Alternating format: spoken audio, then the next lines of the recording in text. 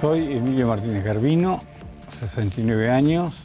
He sido diputado nacional en 3 oportunidades, también intendente de la ciudad de Gualeguaychú. Y ahora nos postulamos por el Encuentro Social Lista 50, que es una conferencia de distintos sectores políticos de la provincia. Uno en particular proviene del peronismo, y así me siento. Y bueno, hemos acordado esta propuesta para todos los entrerrianos. Soy Nadia Burgos, tengo 29 años, soy candidata del MST9 Izquierda, trabajo en el Estado, en la provincia, en el Ministerio de Salud y me falta la tesis para ser psicóloga. Además soy la coordinadora de la Red Ecosocialista en Entre Ríos y militante de Juntes de la Izquierda.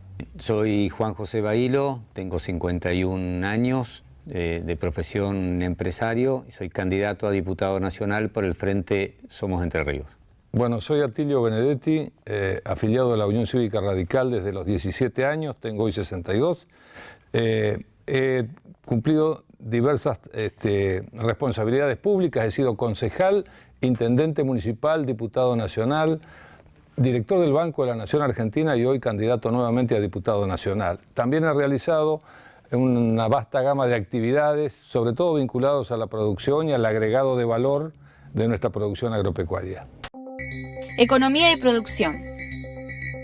¿Qué soluciones proponen para las crisis de las economías regionales, de los sectores avícola y citrícola? Si bien son aspectos de la economía regional, en particular el del sector avícola y el sector citrícola, que esto tiene mucha competencia del gobierno provincial, desde la Nación podemos dar un marco general. Y creo que esto se inscribe en un tema que me parece candente en Entre Ríos, que es el costo energético. El costo energético que para nosotros, como reparación histórica que debe la Nación a Entre Ríos, es el reconocimiento de que tengamos un kilovatio en nuestra provincia al valor equivalente al costo de generación del kilovatio en Salto Grande, que es el más barato del país y el de mejor calidad. Entendemos que esta es la verdadera reparación que debe la Nación a la provincia y esto beneficiaría profundamente al sector productivo, en particular a cualquiera, pero acá el caso avícola como el citrícola. Incluso podemos decir que esto es uno de los objetivos por el cual se hizo la obra de Salto Grande, que no es solamente producir energía, sino también ayudar a las economías regionales.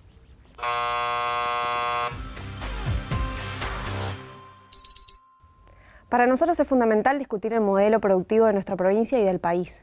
Vivimos bajo un modelo extractivista que predomina, digamos, la ganancia por sobre las vidas y sobre una economía y una producción que sea amigable con las poblaciones. Y la verdad es que para favorecer a las economías regionales lo que hay que hacer es discutir profundamente este modelo.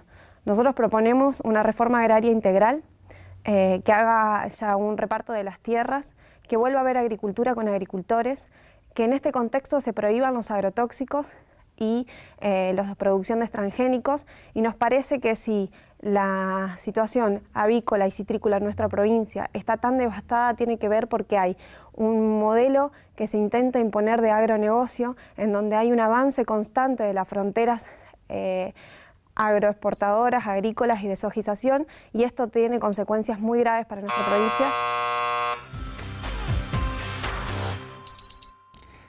Bueno, nosotros creemos en un modelo económico que tiene que estar basado fundamentalmente en el mercado interno. Ese mercado interno se da por, más que nada, el poder adquisitivo de los asalariados o del trabajo. En un modelo que, además del mercado interno, esté dinamizado por un sector industrial. El mercado interno empuja el proceso de industrialización de un país.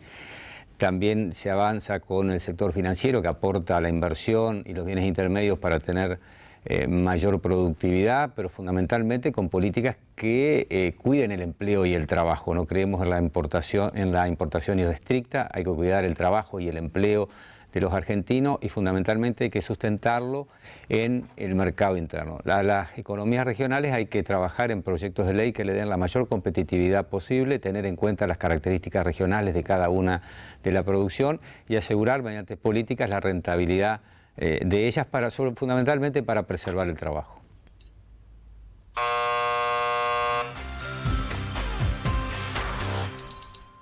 En realidad desde Cambiemos proponemos un país con reglas de juego claras, un país abierto al mundo, un país en el cual la presión impositiva esté acorde con el desarrollo de las actividades y con la competitividad que tienen que tener las economías regionales.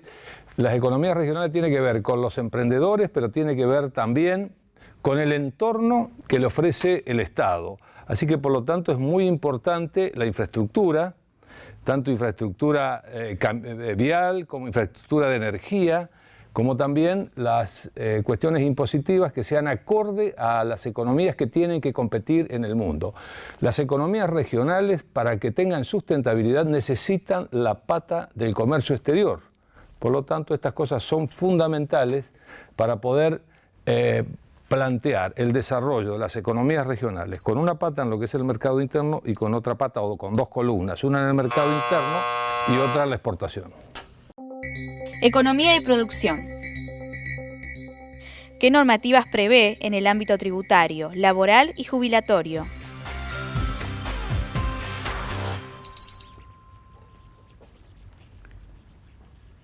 Creemos que el sistema impositivo argentino es regresivo, es injusto, porque hace pagar por igual a los que más tienen con los que menos tienen. Por lo tanto, una reforma tributaria es necesaria. En esa reforma tributaria es donde tienen que participar las provincias. ¿Por qué? Porque llegar a una nueva ley de participación federal de impuestos va a ser muy difícil por el sistema o el mecanismo previsto por la Constitución. Por lo tanto, tiene que haber un gran acuerdo entre los gobernadores y el gobierno nacional, y es cuáles son los impuestos de todo el país que se cobran que van a ser coparticipables. Ahí me parece muy importante la injerencia que puede tener nuestra provincia, y de ahí, en base a esa masa de dinero que se puede recaudar, es cómo se va a repartir. Pero creo que la ley de coparticipación, que ha sido ya desnaturalizada, la original, por los distintos códigos fiscales, pactos fiscales, creo que podemos encontrar un sistema más equitativo para Entre Ríos. En el tema previsional, por supuesto que el mundo va a correr. Nosotros nos posicionamos contra la reforma laboral y la reforma previsional.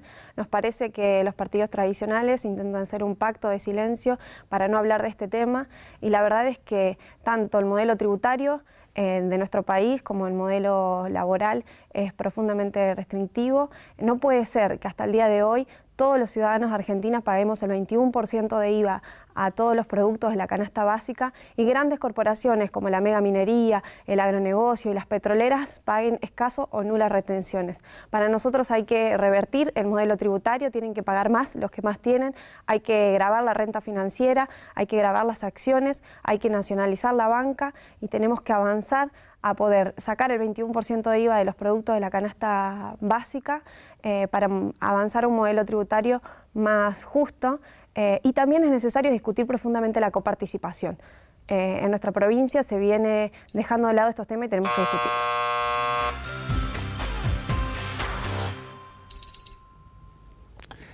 Nuestra provincia cuenta con 2.100 establecimientos industriales, de los cuales el 80% son pymes entrerrianas, de las cuales el 80% tiene menos de 20 empleados. Creemos que no se puede gravar con la misma estructura impositiva a las grandes empresas de la misma manera que se grava a las pymes que están insertas en una economía regional. Por lo tanto, hay que avanzar en una reforma impositiva que se grave más la renta directa, que sea progresiva, que se grave más el patrimonio y que contemple beneficios impositivos para las pymes, que son las grandes generadoras de trabajo. En cuanto a la cuestión previsional y laboral, nosotros no adherimos a ningún tipo de reforma en términos de quitar o cercenar derechos ni al sector jubilatorio ni a los trabajadores. Entendemos que hay que preservar los derechos adquiridos, sobre todo en estos últimos 10 años.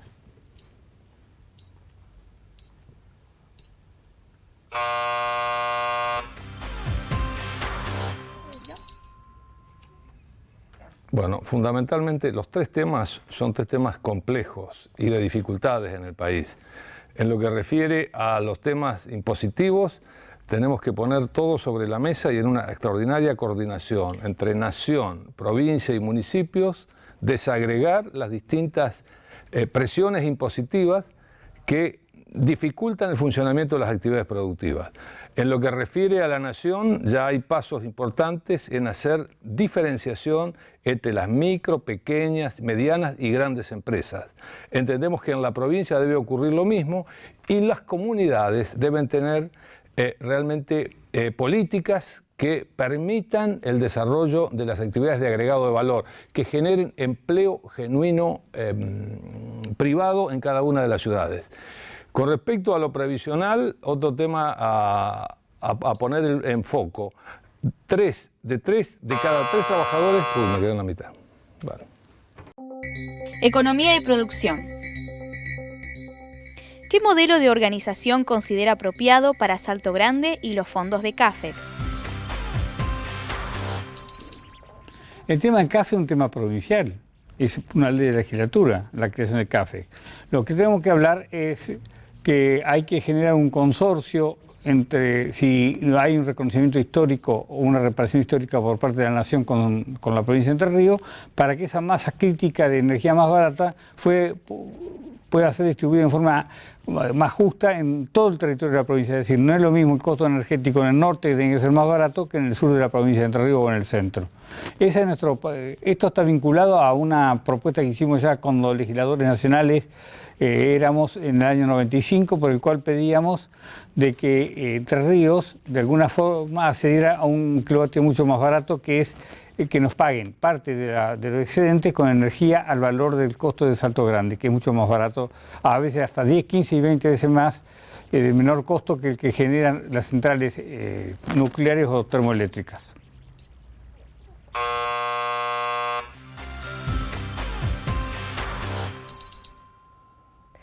Para nosotros es fundamental discutir desde dos perspectivas el problema de Salto Grande y los fondos de CAFE.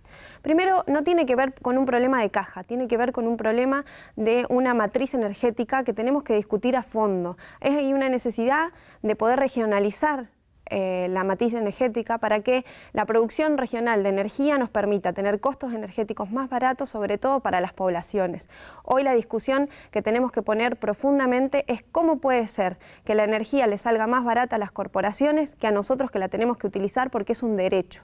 De esta manera la regionalización nos permitiría discutir en estos términos. Y también creemos que esto va directamente atado a lo que hablábamos recién de la coparticipación y de los recursos de las provincias. Las provincias, por los pactos fiscales 1 y 2, vienen hace años dándole a la nación lo que no se le retribuye. Debemos recuperar el 50%, que es lo que la ley dice que deben tener las provincias en recursos de coparticipación.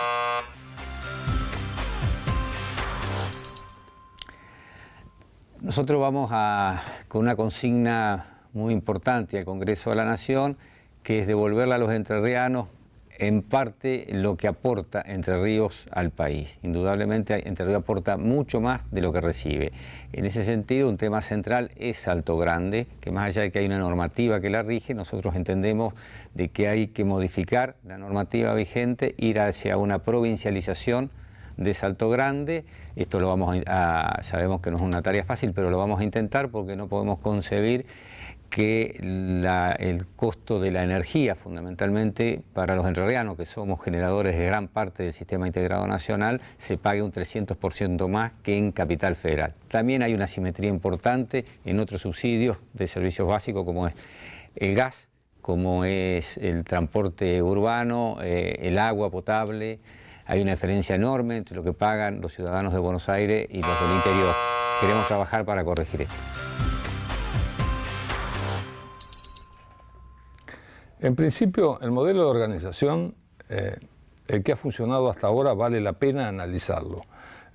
Yo realmente en estos últimos 14 años no había escuchado que tuviera dificultades de funcionamiento. Sí creo que, ya que el gobernador ha planteado el tema, y lo he escuchado recientemente, no plantear la provincialización de Salto Grande, pero sí, en todo caso, la obtención de regalías, creo que vale la pena un análisis serio sobre los costos y la producción que ofrece Salto Grande. la posibilidad de poder tener excedentes para poder utilizarlos a través de la CAFEC, y creo que vale la pena también analizar seriamente en la provincia de Entre Ríos la empresa distribuidora de energía que tiene, entre otras cosas, una altísima carga fiscal que soportan todos los entrerrianos.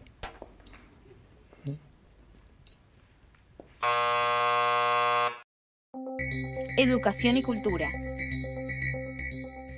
¿Qué presupuesto considera debe destinarse a educación pública?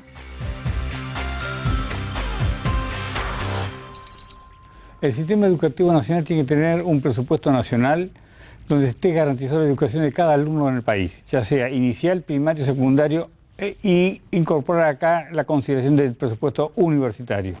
A partir de allí, creo que cada escuela en nuestro país, sobre todo en las primarias y secundarias, tiene que tener una mayor autonomía, una mayor capacidad de decisión. Para eso, respetando un marco común, habría que tener en cuenta la especificidad de cada escuela conforme a la zona o barrio donde esté enclavada, para que no se produzcan estas desigualdades educativas que son las peores de las grietas que puede haber en un país. Nosotros, de alguna manera, hemos propuesto, cuando se discutió la Ley Nacional de Educación, la última, que hemos tenido una participación muy activa, de que se dé mayor presupuesto y mayor reconocimiento al docente y al profesor, no solamente por su antigüedad en el cargo, sino también en función de su creatividad, de su compromiso, de la innovación, que es clave en esto, porque esto hace a la calidad educativa y que tiene que a su vez ser evaluada con una cierta regularidad.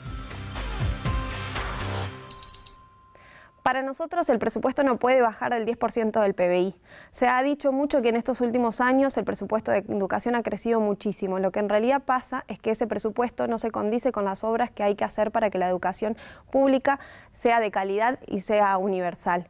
Para nosotros no solo hay que discutir el presupuesto que el Estado da, sino que también hay que discutir el presupuesto que el Estado da a la educación privada. Y nos parece que hay que eliminar los subsidios a las escuelas privadas y universidades privadas y aquella institución que no se pueda mantener, que el Estado se haga cargo. Nosotros tenemos que privilegiar un sistema único, educativo, público, científico, laico y de calidad. Y esto solo es posible si discutimos a fondo el sistema educativo, si le decimos no al plan maestro que viene con un intento de precarización y privatización de nuestra educación pública. Nosotros nos vamos a plantear para defender la educación pública y por eso le decimos no al plan maestro, y también creemos que hay que discutir a fondo los subsidios a las privadas.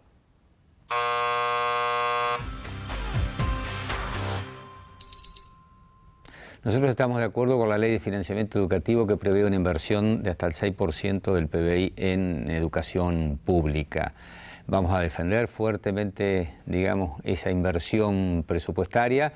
Creemos que la educación, debe preservar el carácter de gratuito, obligatorio, laico, permanente, integral y que integre también a todos los sectores de la comunidad. Somos unos férreos defensores de la educación pública y en ese sentido vamos a trabajar.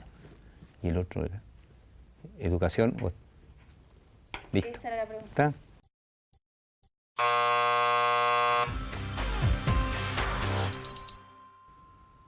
Entiendo que la educación pública forma parte de uno de los pilares que ha elegido el gobierno de Cambiemos para dar esta fuerte lucha contra la pobreza en la República Argentina. Si tenemos datos que realmente preocupan enormemente, tenemos un tercio de la población, un 30% bajo la línea de pobreza, pero cuando analizamos el universo de chicos, estamos con un 50% de los chicos argentinos que están debajo de la línea de pobreza. Por lo tanto, como igualdad de oportunidades o posibilidad de ascenso social o de movilidad social, es indispensable el manejo de las políticas educativas. Para eso tiene que ver con dotar a estos chicos de la infraestructura necesaria y eficientizar todo lo que tiene que ver con la educación pública desde el Estado, sobre todo en el nivel secundario, que es donde hay mayor falencia y mayor deserción. Estamos con una deserción del 50% de alumnos, por lo tanto es muy importante el foco ahí. Educación y cultura. ¿Qué sistema educativo público propone?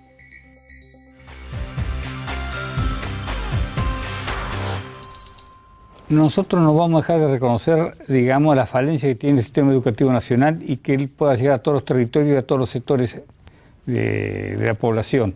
Por eso en Entre Ríos, que hay una vasta experiencia en la escuela pública de gestión privada, hay que aprovechar esa experiencia, pero creo que hay que hacer hincapié mucho en la escuela pública. La escuela pública es clave.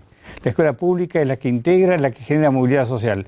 Los sectores medios se han retirado de la escuela pública. Es la sociedad, así como hablamos que le quita estima al profesor o al maestro, los sectores medios de la Argentina le han quitado estima también y consideración a la escuela pública, porque han retirado, esas familias han retirado a los chicos de la escuela pública y lo han inducido hacia la escuela privada, hacia la enseñanza privada, por distintos motivos, ¿verdad? Pero creo que la escuela pública fue un ejemplo en Argentina de cómo se integró nuestro país y en definitiva fue la generadora de esa clase media tan pujante, tan importante que hemos tenido.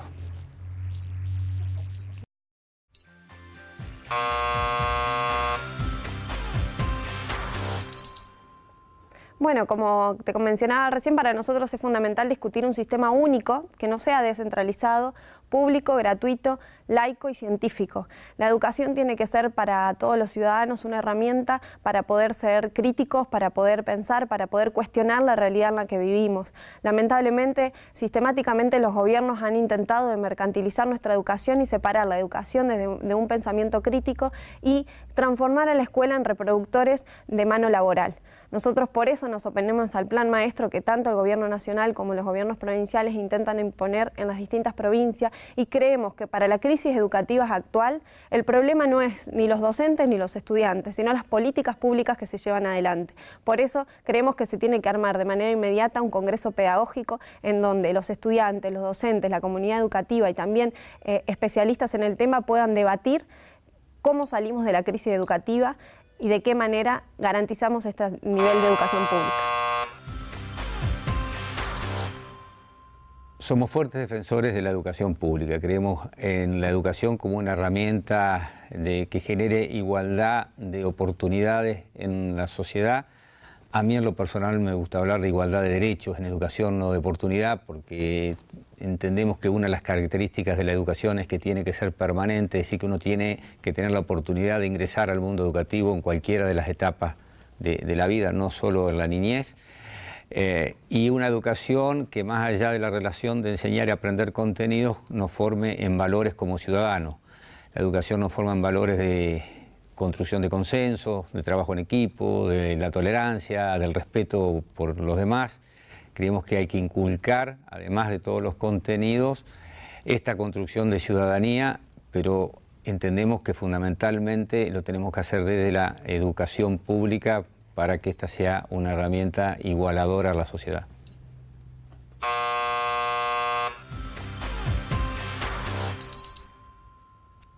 En realidad, más que no soy un experto en temas de sistemas educativos.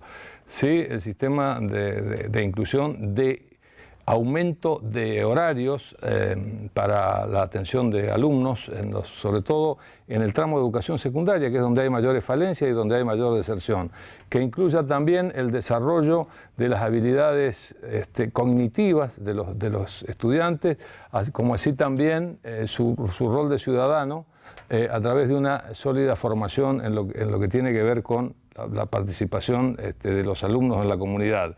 Incorporado esto también a las expresiones artísticas y también dentro de la educación todo lo que tiene que ver la suficiente fortalecimiento a la educación física. Es decir, el planteo es un planteo integral que atienda a la formación integral de los alumnos, de los ciudadanos. Educación y cultura.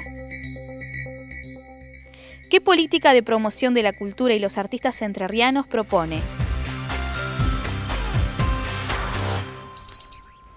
Entendemos que el arte es una de las esferas donde el ser humano puede desarrollar con mayor naturalidad su creatividad. Y este tema tiene que tener un reconocimiento, que en algunos momentos de nuestro sistema educativo no se tomó para nada en cuenta o era una hora de clase nada más.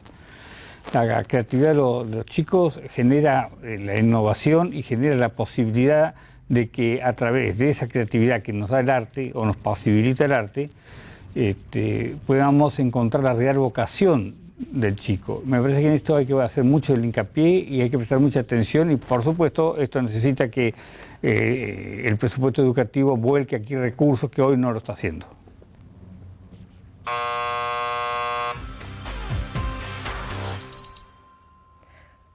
Es fundamental poder apoyar un proyecto de ley que surja desde los artistas locales y que permite y garantice espacios de producción y reproducción de la cultura de nuestra provincia y en nuestro país. La verdad es que hoy la mercantilización de la cultura ha llevado a que cada vez haya menos espacio en donde se priorice la cultura local.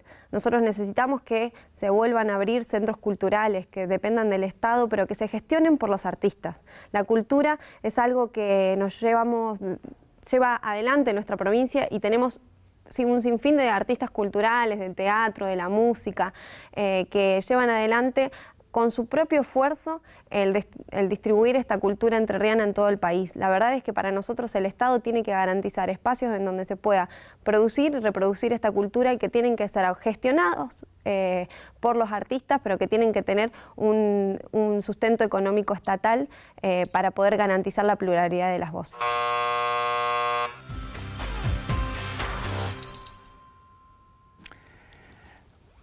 Bueno, nuestra provincia tiene una riqueza en cuanto a actividades y acciones culturales y una riqueza también en recursos humanos en cuanto a los artistas que poseemos, las distintas, en todo lo que significa cultura, que tiene que ver con todo lo que hacemos en nuestra vida.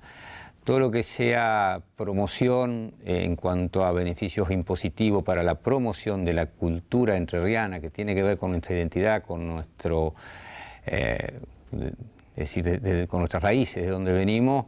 Vamos a promover todo lo que sea desde las cuestiones impositivas y tratar de gestionar fondos o programas que incentiven la inserción de la cultura entrerriana y la promoción de los trabajadores de la cultura en el escenario nacional.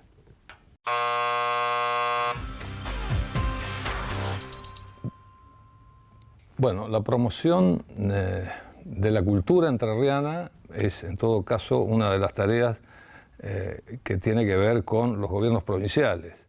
No obstante, desde Nación o desde el gobierno de la Nación acompañaremos todas aquellas iniciativas que tienen que ver con la puesta en valor de las distintas fiestas culturales de cada uno de nuestros pueblos, que tienen que ver con su historia, con sus tradiciones, el fortalecimiento de estos eventos a efectos de valorar el arraigo, de considerar también como una oportunidad turística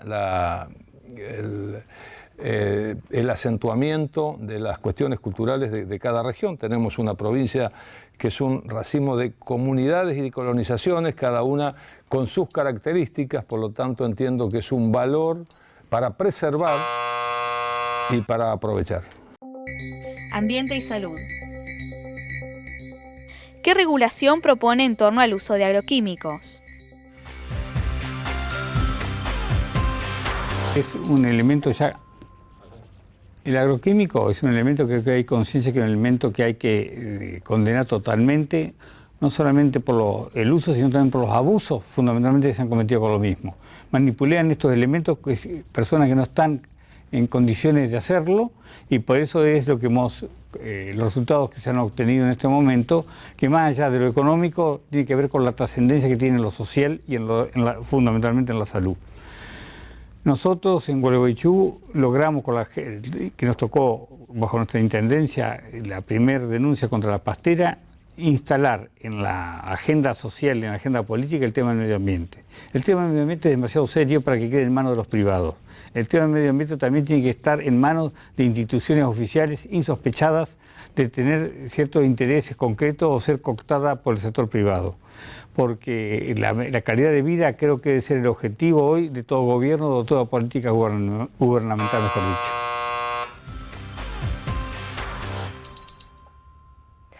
Nosotros no creemos que con la regulación se solucione el problema de fondo. Somos un pueblo fumigado. Necesitamos la prohibición de los agrotóxicos y de los transgénicos y salir de una matriz productiva del agronegocio hacia una matriz productiva agroecológica. Las poblaciones están hace años luchando por un modelo que nos contamina, que nos saquea y que nos mata. Y si es un modelo con esta característica, no es progreso. Para nosotros debemos poder discutir una reforma agraria integral que permita volver a que en nuestros campos haya agricultura con agricultores. Tenemos que repoblar el campo, tenemos que diversificar la producción. Y esto también podría traer beneficios, por ejemplo, en el costo de los alimentos, porque tendríamos que transportar menos la producción que nosotros estamos generando. La verdad es que hoy tenemos situaciones tremendas como Urdinarrain con la mayor concentración de agrotóxicos en el mundo, y esto se tiene que terminar, y para que se termine tiene que haber decisión política. Y nosotros nos comprometemos a dar esta pelea.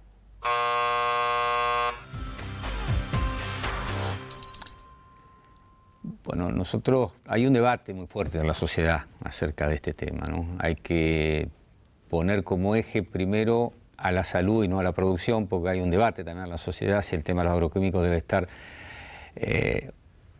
como poder de policía del Estado desde producción o desde salud. Nosotros adherimos que tiene que ser salud quien tiene que ser el organismo de aplicación de todas las legislación que tiene que ver con los agroquímicos. Y esta tiene que ser lo más restrictiva posible y teniendo como prioridad la preservación de la salud. Hay que concientizar en esto y también legislar y prohibir en términos preventivos de la salud. Ir hacia una agricultura de precisión con un avance tecnológico importante para evitar el uso de agroquímicos, herbicidas y que las dosis a usar sean mínimas en esa agricultura de precisión.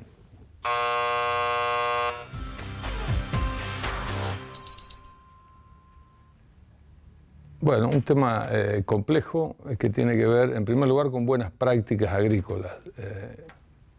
En segundo lugar, con un estricta cumplimiento de la ley provincial de plaguicidas de la provincia de Entre Ríos, una de las más reconocidas a nivel país y menos aplicadas por estar totalmente desarticulado el funcionamiento de la oficina respectiva. De cualquier manera, es un tema de incumbencia provincial en una provincia que tiene la particularidad de muchas cuencas hídricas que merecen especial atención, pero que están contempladas en la ley provincial y por lo tanto entiendo que hace falta una estricta cumplimiento paralelamente con, vuelvo a insistir, esta necesidad de las prácticas agrícolas ponerlas absolutamente sobre la mesa y en valor. Ambiente y salud. ¿Qué política de preservación del ambiente entrerriano propone?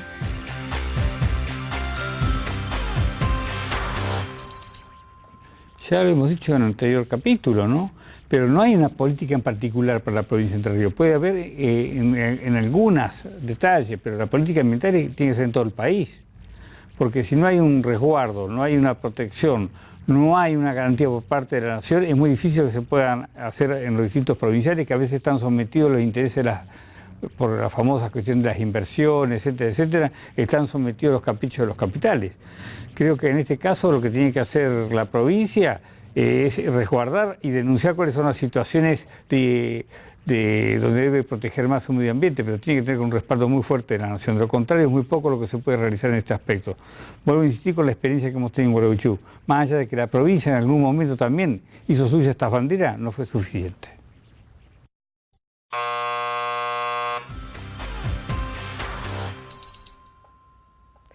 Hay temas que son fundamentales y que el pueblo entrerriano lo viene exigiendo desde hace tiempo.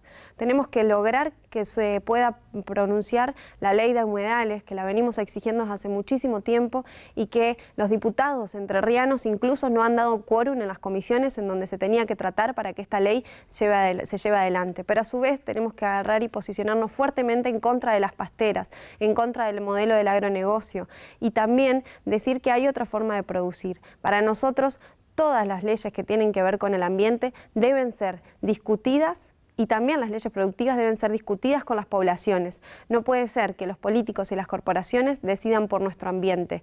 Nosotros somos un pueblo fumigado. Necesitamos avanzar en discutir profundamente con todas las poblaciones de qué manera defendemos nuestro ambiente, porque los ríos, el aire, los territorios son de quienes los habitan y por eso tenemos que defenderlos.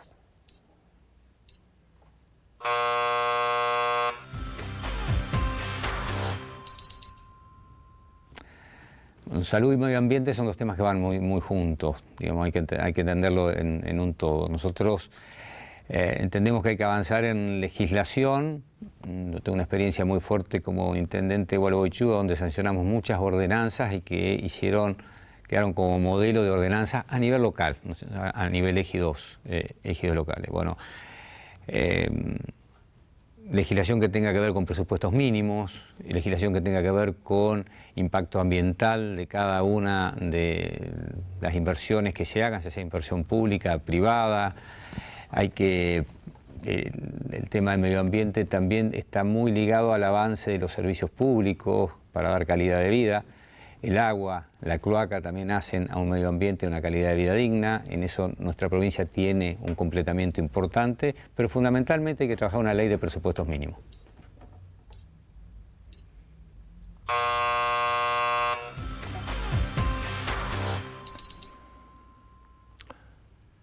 Bueno, perdón. El ambiente entrerriano realmente, primero, la diversificación de cultivos es uno de los temas en una provincia en la cual tiene una quinta parte o un poco más destinado a la agricultura.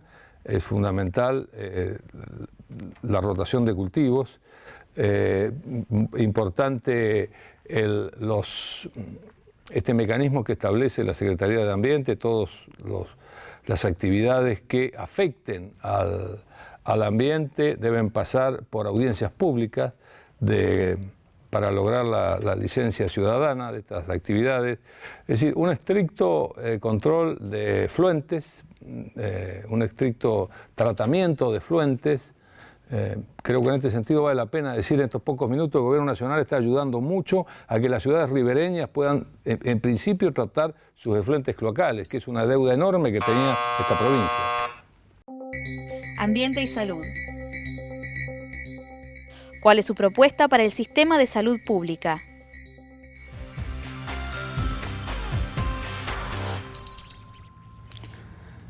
Fundamentalmente, delegar cada vez más estas funciones en los municipios, que los municipios tengan realmente voz y voto en el tema de la salud de su localidad o donde ellos de alguna manera tienen la responsabilidad de gobernar. ¿Por qué digo esto? Mientras los hospitales son manejados por la provincia, los centros de salud lentamente están pasando a manos de los municipios. Hay que no solamente coordinar esta tarea, sino que hay que fijar como responsable al gobierno local. Creo que esto es clave, más allá de que se respete un marco común de la salud pública, ¿no?, que tiene que estar generada por el gobierno de la provincia y donde tiene que poner especial énfasis en lo que es la atención primaria de la salud. Con una mayor y mejor atención primaria de la salud, realmente vamos a tener mejores índices en el control y en nuestra calidad de salud. Los centros de salud municipales hoy no son realmente centros. Hay que dotarlo no solamente con más recursos, sino con mayor aparatología, con mayor especialidades de atención directa de la gente en los barrios. Y esto es recursos.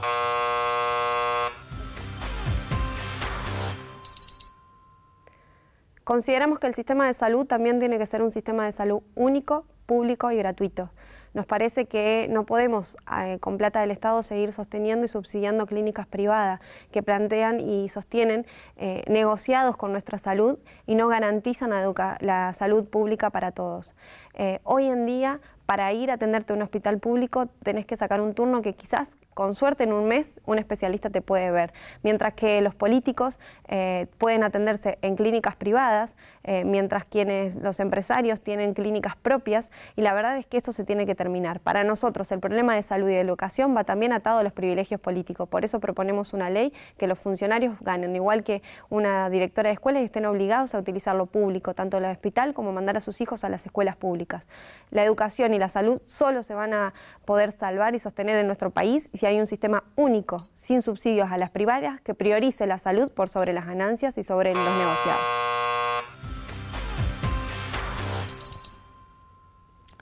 Bueno, en salud pública nosotros también somos férreos defensores del rol del Estado como organismo rector y ordenador de las políticas de salud para una promoción. Creemos en una fuerte descentralización de las mismas. Creo que la atención primaria de la salud, todo lo que sea tareas preventivas, tiene que estar en manos de los municipios a través de una red de centros de salud que hagan la contención de la atención primaria de la salud. Y después hay que fortalecer los hospitales regionales o los hospitales de cabeceras departamentales. Creo que hay que avanzar en una fuerte descentralización, fortaleciendo estos organismos que son los que están en contacto con el vecino, con políticas de salud que trabajen fuertemente en la prevención de la salud. La salud no solo es la ausencia de enfermedad, sino que también es la salud física y psíquica.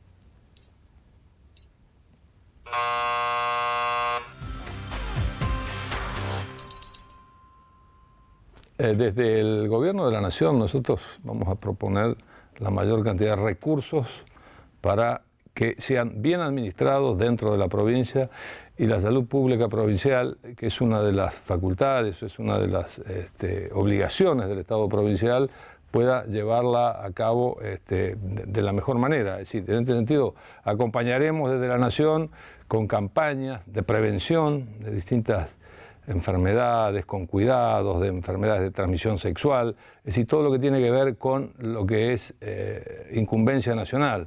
También con incrementar los presupuestos para la creación de centros de tratamientos de adicciones, un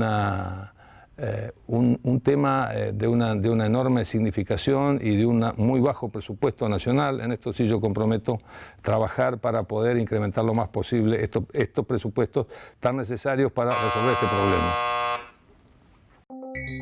Derechos humanos. ¿Qué propone como política para la prevención y el abordaje de la violencia de género?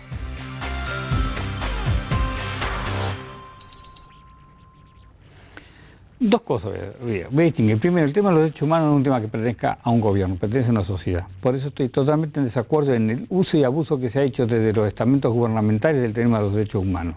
No se puede partidizar este tema. Punto. Quiero aclarar, en cuanto oportunidad tengo, lo aclaro esto. Yo compartí el criterio de la hermana Marta Peroni cuando dijo no podemos someternos a recibir recursos del Estado, de ningún tipo de Estado, porque eso nos quita libertad y nos hace adormecer nuestra actitud crítica. Y creo que el tiempo le ha dado mucha razón a eso. Segundo, en el tema de la violencia de género, yo creo que acá falta un tema no solamente de concientización, sino de educación, sobre todo en los estamentos policiales, que a veces no le dan importancia o no saben cómo canalizar la denuncia o la insinuación de un hecho que puede generar una violencia de género. Y hay que empezar por lo práctico en esto, porque seguramente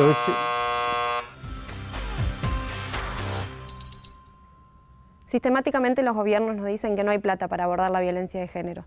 Nosotras sabemos que plata hay y que lo que no hay son decisiones políticas. Por eso queremos llevar a discutir una ley de emergencia en violencia de género, que parta con un presupuesto real, que permita a políticas públicas para prevenir y erradicar la violencia, como son los refugios, como son la asesoría legal, jurídica, médica, psicológica, como es también un subsidio habitacional y un subsidio económico para las mujeres, para que las mujeres puedan romper la violencia económica que generalmente se le ejerce y de esta manera pueda plantear y recuperar con fuerza su vida. Pero también nosotros necesitamos que este presupuesto esté controlado por las organizaciones sociales y las organizaciones feministas que venimos luchando en la calle para erradicar esta violencia. Porque si no lo controlan las organizaciones de mujeres, la verdad es que vamos a seguir teniendo el mismo problema. Creemos que la plata debe salir de los subsidios que se le da a la Iglesia Católica, 32.000 millones al año que deben ser inmediatamente transferidos.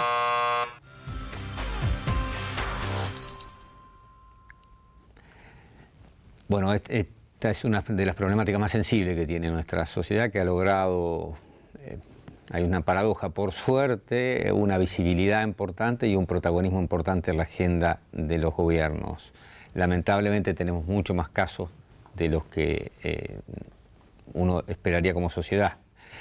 Hay que trabajar fuertemente en la concientización, en la educación, en la concientización de la sociedad para contener a a la mujer golpeada, ámbitos locales que la contengan, con un grupo de profesionales interdisciplinarios que pueda, quien sufre la violencia de género pueda tener un ámbito a donde tomar distancia de ese ámbito en el cual se le produce la violencia, y con todo un grupo de profesionales que contenga esa situación. Pero se necesita una férrea postura del Estado, y creo que los municipios, por la cercanía con la problemática, tienen un rol importantísimo. Bueno, también son temas de compromiso de toda la comunidad, son temas, esto sí, ya de incumbencia nacional, provincial, municipal y de la sociedad toda, acompañar las fuertes campañas y los mecanismos de denuncia y las leyes que tiendan a garantizar a todas aquellas personas en riesgo.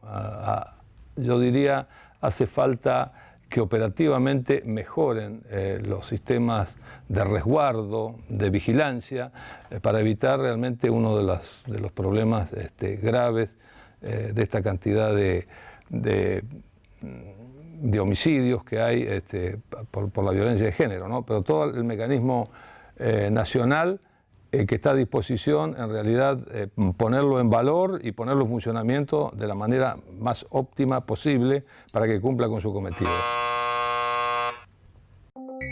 Ambiente y salud. ¿Cómo trabajará la problemática de la trata de personas y la explotación laboral? Bueno, el poder de policía en lo laboral lo tiene la provincia. Es decir, tiene que realmente tener mayores inspecciones. Yo he observado en la provincia, no de ahora, sino de hace muchos años, que las delegaciones departamentales de la Dirección de Trabajo de la provincia carecen a veces del personal mínimo, imprescindible y necesario para hacer las inspecciones. Esto evitaría, evidentemente, la explotación laboral. Y con la trata de, si a eso se refiere la pregunta. Y la otra, el tema de la trata de, yo creo que es un tema donde vuelvo como la violencia de género. Tenemos que ir a lo práctico, que es mayor control de las instituciones encargadas de la prevención del delito, de que acá no existe. Acá en Entre Ríos prácticamente vamos cuando ocurren los hechos, no prevenimos los hechos, y acá hay un gran tránsito y seguramente es un campo propicio para la trata de personas la provincia de Entre Ríos.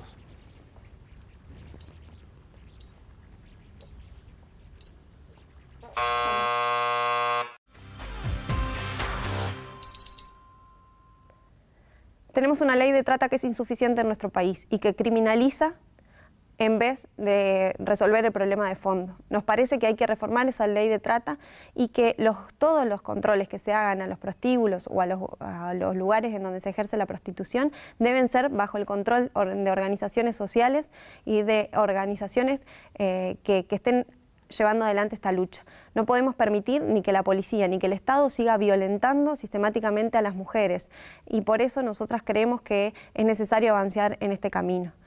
Pero todo esto, incluso para prevenir la trata, pero también para prevenir la violencia, debe empezar antes, y la prevención empieza con educación sexual integral en todas las escuelas, una ley que hoy tampoco se cumple. La verdad es que si Argentina tiene un montón de leyes que permitirían avanzar en la erradicación de la violencia de género, si no se aplican es porque no hay decisión política. Por eso necesitamos que las mujeres también lleguemos al Congreso con una voz que defienda nuestros derechos.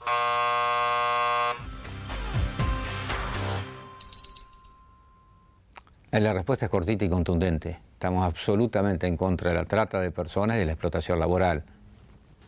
Acá no hay que sobreabundar. Nadie que tenga vocación de servicio público tiene que fundamentar esta respuesta. Esto tiene que ser un principio de convicción y una cuestión innegociable, más allá del color político partidario que uno tenga, ¿no?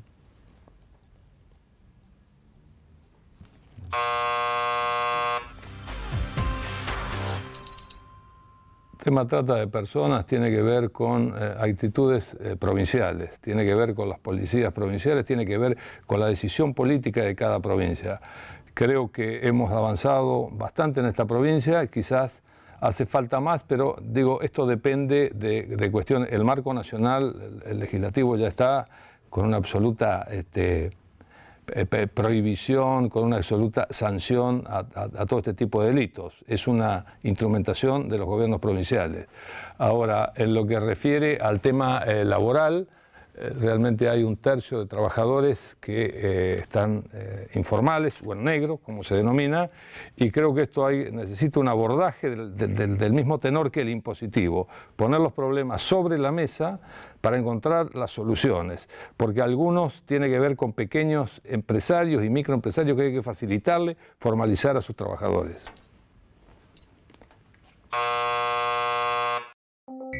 Ambiente y salud. ¿Qué políticas públicas propone para garantizar los derechos de las niñas, niños y adolescentes? Fundamentalmente yo creo que esto forma parte de lo que tiene que ser el contenido de nuestra escuela en la enseñanza, ¿no? Cada vez existe más un divorcio entre lo que es el chico en la escuela y el chico en la familia.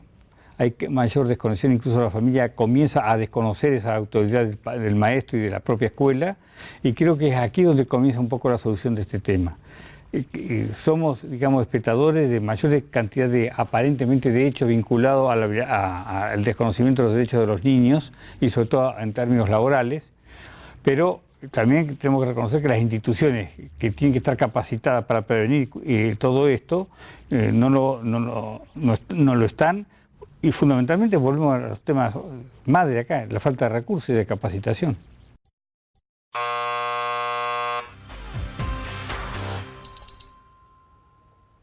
En primer lugar, necesitamos un trabajo digno, salario en blanco, para toda la población, para poder garantizar la primer medida que un niño debe, y niña y adolescentes deben tener, que es poder tener una contención adecuada, una alimentación adecuada.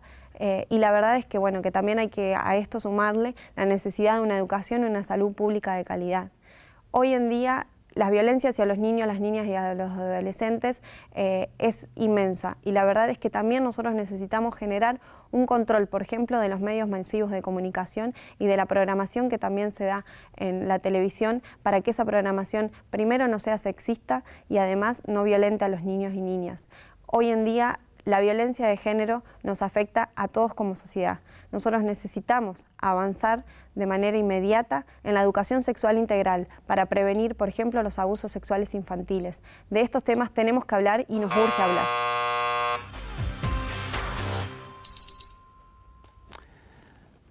Fundamentalmente hacer cumplir los pactos internacionales de la Declaración de los Derechos del Niño, Niñas y Adolescentes, y tener políticas públicas que hagan a la contención, a la inclusión de todos los niños y de todos los adolescentes. Hoy vemos distintas problemáticas y por suerte se visibilizan problemáticas que son preexistentes, pero que antes quizás la sociedad no las visibilizaba. Hoy por suerte se visibilizan.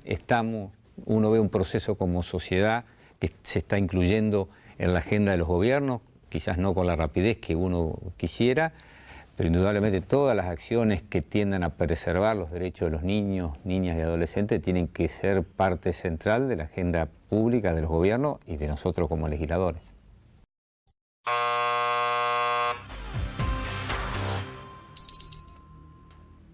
En primer lugar, para un tema complejo como este, es garantizar la autonomía de la justicia, de todos los estamentos de la justicia y de todos los institutos que están creados dentro del ámbito de la justicia para poder abordar los derechos de niños, jóvenes, adolescentes. Esto se logra desde una decisión política que estamos acompañando desde el gobierno de Cambiemos, con una clara muestra de independencia, de respeto a las independencias de los distintos poderes del Estado, y por otro lado con los recursos suficientes. Estos recursos suficientes van a ser tema de discusión, por supuesto, porque hay un Estado con dificultades para hacer cerrar los déficits, pero de cualquier manera vamos a dar prioridad a las cuestiones que tienen que ver con el normal funcionamiento de todos los estamentos e institutos de la justicia argentina.